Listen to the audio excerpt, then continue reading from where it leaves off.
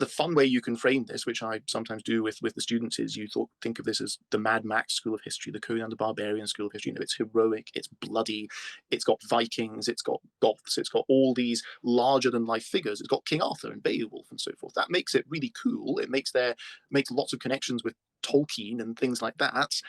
But it also means you've got to ask questions about what the society actually was like. And yes, it is. You certainly can tell a story of collapse if you think of it in terms of whole centuries. But if people are actually living in the 5th century or the 8th century or wherever, it's probably not nearly as clear a matter of collapsing state structures, collapsing economy. You deal with what's around you.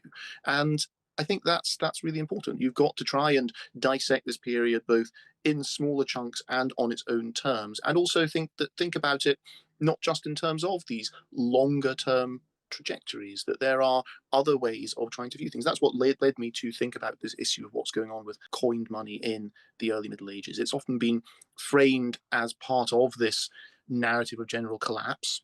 And you can certainly do that if you think about it in terms of raw numbers. There are far fewer coins being made. There are far fewer denominations of coins being made, and the few there are tend to be very valuable.